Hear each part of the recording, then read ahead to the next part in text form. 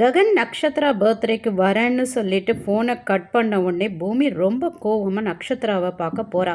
அவள் பாட்டை போட்டுட்டு டான்ஸ் ஆடிட்டு இருக்கா. போன உடனே கதவை திறந்து கதவை லாக் பண்ணுறா. உடனே இந்த நக்ஷத்ரா அறிவில்லையா, வரத்துக்கு முன்னாடி கதவை தட்டிட்டு வரணும்னு தெரியாதா உனக்கு, வந்தது மட்டும் இல்லாமல் எதுக்கடி லாக் பண்ணுற அப்படின்னு கேட்டுக்கிட்டே இருக்க பூமி பத்ரகாளி மாதிரி வந்து ஓங்கி ஒரு அறை விடுறா.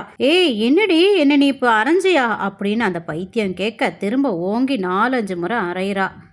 இரு இரு, இப்போ எதுக்காக என்ன அடிக்கிற, ப்ளீஸ் அதை சொல்லு அப்படின்னு அவ கெஞ்சி கேட்குற அளவுக்கு அடிச்சிடுறா. ககனோட மொபைல்ல இருந்து உனக்கு நீயே மெசேஜ் பண்ணிக்கிட்டு என் பர்த்டேக்கு நீ வந்து தான் ஆகணும், வரலின்னா இதெல்லாம் பண்ணிட்டு பிளாக்மெயில் பண்ணிட்டு ஐ லவ் யூ, நான் உன்னை காதலிக்கிறேன் அப்படின்னு சொல்லிட்டு பின்னாடியே திரிஞ்சிட்டு இருந்தேன்னு வச்சுக்கோ, அப்புறம் நான் என்ன பண்ணுவேன்னு தெரியாது. இனிமே நீ அவர் பின்னாடி சுத்தக்கூடாதுன்னா கூடாது அப்படின்னு சொல்லிட்டு அவள் அங்கிருந்து கிளம்ப. ஏய் நில்லு, என் வீட்லேயே வந்து இருந்துக்கிட்டு ஏன் நாங்கள் போடுறதே தின்னுக்கிட்டு என்னையே நீ அடிக்கிறியா, இரு இரு என் மம்மி கிட்ட சொன்னால் உன்னை என்ன பண்ணுவாங்க தெரியுமா அப்படி போனவளை உசிப்பேத்தி விட்டு அவள் திரும்ப வந்து பலான்னு 4 சாத்துறா. நானாக இருந்தால் இதோட விட்டேன், நீ உன் அப்பா அம்மாவுக்கு சொன்னேன்னு வச்சுக்கோ, உன்னை உயிரோடையே கொளுத்திடுவாங்க. மம்மி நான் ககன் மாமாவை லவ் பண்ணுறேன்னு போய் சொல்லு, உங்கள் அம்மாவோட ரியாக்ஷன் எப்படி இருக்கும்னு நானும் பார்க்கணும். நக்ஷத்ரா அழுதுகிட்டே நிற்க தாத்திரத்தை எல்லாம் கொட்டி தீத்த நிம்மதியோட போகிறா பூமி. ககன் பால்கனியில் நின்றுட்டு இருக்கும்போது வளர்ந்து கெட்டவரே அப்படின்னு பூமி வாய்ஸ் கேட்டு திரும்புகிறாரு. பூமி நீயா? ஓ தையத்தக்கா மேடம் எப்படி இருக்கீங்க அப்படின்னு கேட்க, வாங்க சாப்பிடுவீங்க டின்னர் அப்படின்னு கூப்பிட, நீ கூப்பிட்டு நான் வராமல் இருப்பேனா அப்படின்னு வராரு. பூமி பரிமாறுறா. நீ உட்காந்து சாப்பிடு அப்படின்னு ககன் சொல்ல, நான் அப்புறம் சாப்பிட்றேன் நீங்கள் சாப்பிடுங்க அப்படின்னு சொல்ல, இல்லை இன்னைக்கு நீ உட்காரு நான் பரிமாறுறேன்னு சொல்லிட்டு பரிமாறுறாரு. சரின்னு பூமி உட்காந்து சாப்பிடும்போது, வெயிட் நீயா சாப்பிடக்கூடாது, நான் தான் இன்னைக்கு ஊட்டி விடுவேன் அப்படின்னு ஊட்டி விட, பூமி எனக்கு வேணான்னு சொல்ல, இவர் சாப்பிடு சொல்லிட்டு இருக்கும் போதே அவங்க அம்மா சாரதாவும் பூர்ணாவும் வெளியிலேருந்து உள்ளே வந்தவங்க இந்த கூத்தை பார்த்த உடனே, அதுதான்டா நானும் கேட்குறேன், எதுக்குடா நீ அவளுக்கு ஊட்டி விட்டுட்டு இருக்க அப்படின்னு அவங்க அம்மா சத்தம் போட ஷாக் அடிச்ச ஒரு மாதிரி தூரமாக போய் விழறாரு. ஏன்னா அவர் இவ்வளோ நேரம் கூத்து பண்ணது அந்த வேலைக்காரியோட.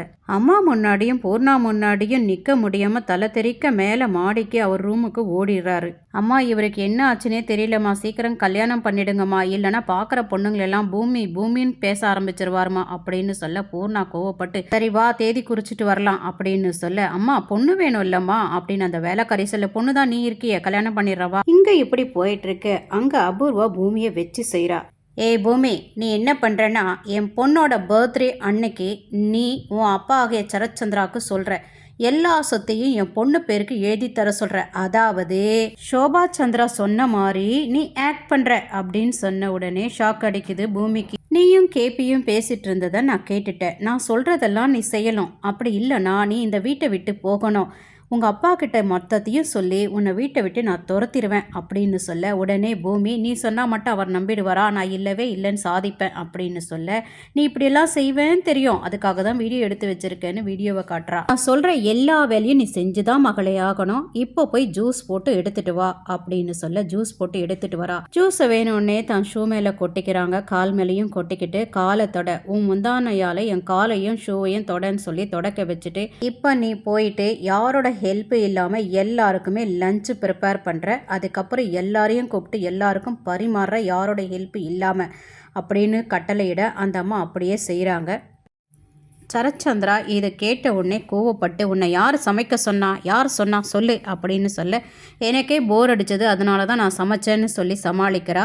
எல்லாருக்கும் பரிமாறுறா. உடனே சரத்சந்திரா நீயும் உட்காருமா, நான் உனக்கு பரிமாற போகிறேன் அப்படின்னு சொல்ல, வேண்டாம் மாமா நான் பரிமாறுறேன், நீங்கள் போய் ரெஸ்ட் எடுங்க அப்படின்னு அபூர்வா சமாளிக்க சரத்சந்திரா போயிடுறாரு. அபூர்வா உப்பை மட்டும் கொட்டுறா, இதை மட்டும் நீ சாப்பிடு, உப்பு ட்ரீட்மெண்ட் பூமி, உப்பு ட்ரீட்மெண்ட், இதை மட்டும் சாப்பிட்டுட்டே பசிக்கணும் உனக்கு, அதே பசியோட எல்லா டிஷ்ஷஸும் நீ வாஷ் பண்ணிவிட்டு அதுக்கப்புறம் என் ரூமுக்கு வா அப்படின்னு சொல்ல, பூமியும் அதே மாதிரி செய்ய ரூமுக்கு போன உடனே என் கால் அழுத்தி விடு, எனக்கு ரொம்ப டயர்டாக இருக்குது அப்படின்னு சொல்ல பூமி கால் அழுத்தி விடுறா.